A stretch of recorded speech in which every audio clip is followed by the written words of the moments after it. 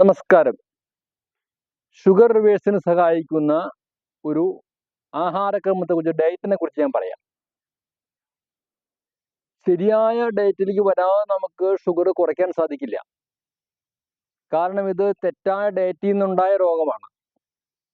പ്രമേഹത്തിൻ്റെ 90% കാരണം ആഹാരത്തിലെ വൈകല്യങ്ങളാണ്. നമ്മൾ പെട്രോൾ ഒഴിച്ച് ഓടിക്കേണ്ട വാഹനത്തിൽ ഡീസൽ ഒഴിച്ചു കഴിഞ്ഞാൽ എന്ത് സംഭവിക്കും? ഇതാണ് നമ്മുടെ ശരീരത്തിന് സംഭവിച്ചിട്ടുള്ളത്. അതുകൊണ്ട് ഈ ആഹാരക്രമം ഇതുപോലെ തന്നെ തുടർന്ന് പോകണോടത്തോളം കാലം നമുക്ക് ഷുഗറിൽ നിന്ന് മാറി നിൽക്കാൻ സാധിക്കില്ല. ഷുഗർ ഇല്ലാതെ ആവില്ല, ഷുഗർ കുറയില്ല. അപ്പോൾ നമുക്കൊരു ചേഞ്ച് ആവശ്യമാണ്, ഒരു മാറ്റം ആവശ്യമാണ്. ഷുഗർ കുറഞ്ഞ ഒരു ഫുഡിലേക്ക്, ഷുഗർ എന്ന് ഉദ്ദേശിക്കുന്നത് ബ്ലഡിലെ ഷുഗർ അല്ല, ഷുഗറിനെ രോഗത്തെ കുറയ്ക്കുന്ന ഒരു ആഹാരക്രമത്തേക്ക് നമ്മൾ വരണം. അതാണ് പറയണത്. ഇപ്പോൾ ആദ്യം നമ്മളിത് കുറെ നാളിത് പാലിച്ചേ പറ്റൂ. അത് കഴിഞ്ഞിട്ട് വേണമെങ്കിൽ നമുക്ക് ഷുഗറൊക്കെ കുറഞ്ഞ് ഷുഗറൊക്കെ മാറിയ അവസ്ഥ വേണമെങ്കിൽ കുറച്ച് മാറ്റം വരുത്തിയാലും കുഴപ്പമുണ്ടാവില്ല. അതുവരെ നമ്മൾ പറഞ്ഞത്, നമ്മളൊരു പ്രമേഹത്തെ ഇല്ലാതെയാക്കണം അല്ലെങ്കിൽ പ്രമേഹത്തെ കുറയ്ക്കണമെന്ന് ആഗ്രഹിക്കുന്നൊരിത് പാലിക്കുക. ഒന്നാമത് നമ്മൾ രാവിലെ തന്നെ ഒരു ഗ്ലാസ് കുക്കുംബറിൻ്റെ നീരോ വാഴപ്പിണ്ടി നീരോ കുമ്പളങ്ങ നീരോ കഴിക്കുക. ഇത് നമ്മളുടെ ശരീരത്തിലെ അസിഡിറ്റി കുറയ്ക്കാൻ വേണ്ടിയിട്ടുള്ളതാണ്.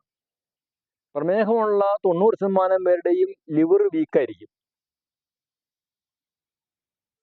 അപ്പം അതിനെ ഒന്ന് സ്റ്റിമുലേറ്റ് ചെയ്യാൻ വേണ്ടി, ബൂസ്റ്റ് ചെയ്യാൻ വേണ്ടി, അതിൻ്റെ ആ പ്രശ്നങ്ങൾ മാറ്റാൻ വേണ്ടിയാണ് നമ്മൾ ആൽക്കലിയുള്ള ഈ ഫുഡ് കഴിക്കാൻ പറയുന്നത്. നിങ്ങൾക്ക് ഇഷ്ടമുള്ളത് കഴിക്കാം. കുക്കുംബറാണ് ഏറ്റവും നല്ലത്. കുമ്പളങ്ങ, ഇപ്പോൾ നമ്മുടെ നാട്ടിൽ വീട്ടിൽ കുമ്പളങ്ങ ഉപയോഗിക്കാം. ഇനി പൈസയോ കുറവുള്ള ആളാണെങ്കിൽ ഇഷ്ടംപോലെ വാഴപ്പിണ്ടി കിട്ടും. വാഴപ്പിണ്ടി ജ്യൂസ് എല്ലാത്തിനും ഒരേ പ്രയോജനം തന്നെയാണ്. ഇത് നമുക്കൊരു ആഹാരമായിട്ട് രാവിലെ വെറും വയറ്റിൽ കഴിക്കാവുന്ന സാധനമാണ്. രണ്ടാമത് നമുക്ക് വേണ്ടത് രാവിലത്തെ ബ്രേക്ക്ഫാസ്റ്റ്.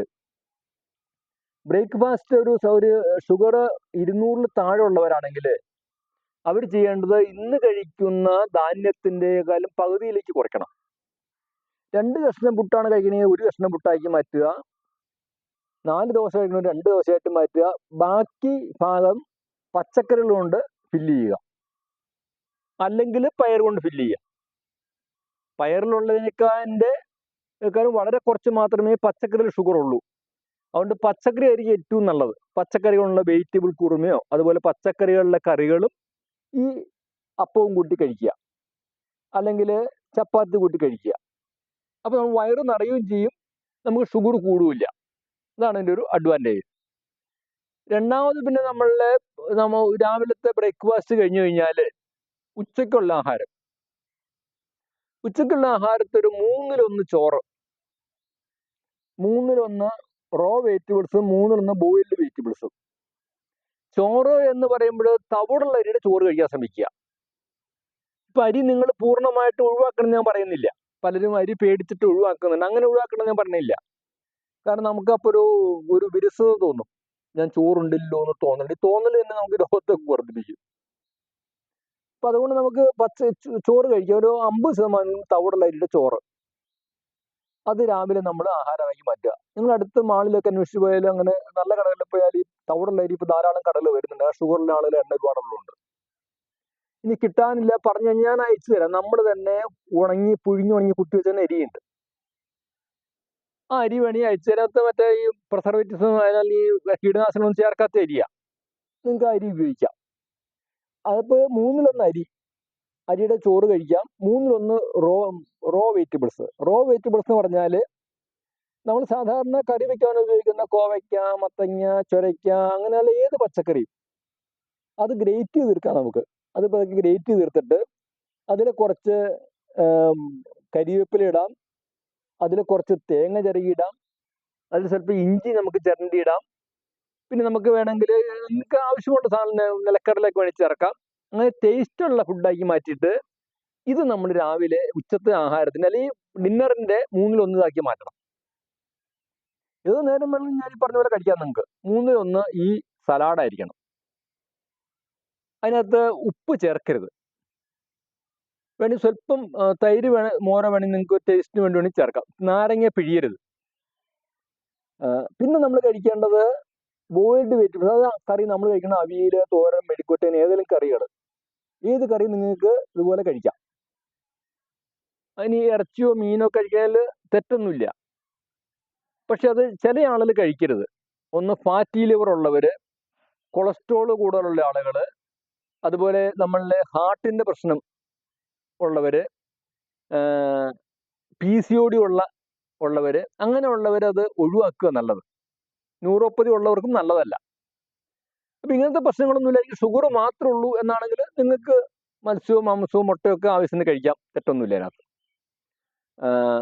അപ്പോൾ മൂന്നാമത് ഞാൻ പറഞ്ഞത് പച്ചക്കറികൾ. ഏതെങ്കിലും കറികൾ നമ്മൾ കഴിക്കുന്ന കറികളെല്ലാം കഴിക്കാൻ നമുക്ക്. കറികൾ കഴിക്കുമ്പോൾ ശ്രദ്ധിക്കേണ്ടത് അതിനകത്ത് പരമാവധി മുളക് കുറച്ച് ചേർക്കണം. പച്ചമുളക് ഇഷ്ടംപോലെ ചേർക്കാം, കാന്താരി മുളക് കഴിക്കരുത്. പക്ഷെ ഇപ്പോൾ കാന്താരി മുളക് ധാരാളം പേര് കഴിക്കുന്നുണ്ട് പ്രഷർ കുറയാൻ വേണ്ടിയിട്ട്. അത് നെഗറ്റീവ് ഇമ്പാക്റ്റാണ്, ഫ്യൂച്ചറിൽ നമുക്കത് ദോഷം ചെയ്യും. അതുകൊണ്ട് പച്ചമുളക് നമുക്ക് ഉപയോഗിക്കാം, എരിവിന് വേണ്ടി ഇഞ്ചി ഉപയോഗിക്കാം, പുളിക്ക് വേണ്ടി ഉപയോഗിക്കാവുന്ന മാങ്ങയാണ് ഏറ്റവും നല്ലത്, അല്ലെങ്കിൽ തക്കാളി ഉപയോഗിക്കാം. പരമാവധി വാളംപുളി നമ്മൾ കുറച്ച് ഉപയോഗിക്കുക, കുടപ്പുളിയും വാളംപുളിയും കുറച്ച് ഉപയോഗിക്കുക. ഉപ്പ് അതുപോലെ പരമാവധി കുറച്ച് ഉപ്പ് ഉപയോഗിക്കുക. ഒരു ദിവസം 2 ഗ്രാം ഉപ്പ് കൂടുതൽ ഒരാളും കഴിക്കാൻ പാടില്ല. അത് റോക്ക് സോൾട്ടാണ് ഏറ്റവും നല്ലത്. റോക്ക് സോൾട്ട് നിങ്ങളുടെ അടുത്ത കടകളിൽ അന്വേഷിച്ചാൽ കിട്ടും. കിട്ടിയില്ലെങ്കിൽ പറഞ്ഞാൽ നമ്മൾ സാധനം അയച്ചു തരാം. ഈ പറഞ്ഞ മുഴുവൻ സാധനം നമ്മുടെ അടുത്ത് ഉണ്ട്, നിങ്ങൾക്ക് വേണമെങ്കിൽ അയച്ചു തരാൻ പറ്റും. അങ്ങനെയുള്ള ഒരു കറിയായിരുന്നു നമുക്ക് ഉച്ചയ്ക്ക് ഉണ്ടാക്കേണ്ടത്. അപ്പോൾ അത് ഈ കറി കൂട്ടി ഈ വെജിറ്റബിൾ സലാഡും കൂട്ടിയിട്ട് ഉച്ചയ്ക്ക് നമുക്ക് അല്ലെങ്കിൽ ഡിന്നർ കഴിക്കാം. ഒപ്പം ഒരു ചമ്മന്തി കൂടി വേണം. ഒരു ചമ്മന്തി വെച്ചാൽ അതിനകത്ത് ഒരു നെല്ലിക്ക വേണം, അതിനകത്ത് കരിവേപ്പില വേണം, അതിനകത്ത് ഇഞ്ചി വേണം. ഈ 3 പിന്നെ തേങ്ങയും ചേർത്തിട്ട് ഇത് അരയ്ക്കുക. അതിനകത്ത് നമുക്ക് വേണമെങ്കിൽ കുറച്ച് പച്ചമുളക് ചേർക്കാം. അങ്ങനെ ചേർത്തിട്ട് ഈ ചമ്മന്തി നമ്മൾ ദിവസവും കഴിക്കണം. ചമ്മന്തി നിങ്ങൾക്ക് വ്യത്യസ്തമായ ചമ്മന്തികൾ കഴിക്കാം. കൂവളത്തിൻ്റെ ഇല ചേർത്ത് ചമ്മന്തി കഴിക്കാം, നാരകത്തിൻ്റെ ഇല ചേർത്ത് ചമ്മന്തി ഉണ്ടാക്കി കഴിക്കാം, കരിവേപ്പില ചേർത്ത് ചമ്മന്തി ഉണ്ടാക്കി, ഏത് ഇലകളും ചേർത്ത് ചമ്മന്തി ഉണ്ടാക്കി കഴിക്കാം. അപ്പോൾ ഈ ചമ്മന്തി നമ്മൾ ദിവസവും കഴിക്കണം. കാരണം കുറച്ച് ഈ നമുക്ക് ന്യൂട്രീഷൻസിൻ്റെ ഡെഫിഷ്യൻസി ഉണ്ടാവും മിക്കവാറും ആളുകൾക്ക്. ഇത് പരിഹരിക്കാൻ വേണ്ടിയാണ് ഞാൻ ഇതുപോലെ ഒരു സമീകൃതമായിട്ടുള്ള ആഹാരം കഴിക്കുന്നത് പറയാൻ കാരണം. ഇപ്പം അതിൻ്റെ എന്തിനാന്നുള്ളതൊക്കെ ഞാൻ അടുത്ത വീഡിയോയിൽ പറയാം. പിന്നെ നമുക്ക് രാത്രി ഭക്ഷണം എനിക്കൊരു റിക്വസ്റ്റ് ഉള്ളത്, നിങ്ങളെ ഉപദേശിക്കാനുള്ളത്, രാത്രി ഭക്ഷണം നമ്മൾ പൂർണ്ണമായിട്ടും ധാന്യങ്ങൾ ഒഴിവാക്കണം എന്നുള്ളതാണ്.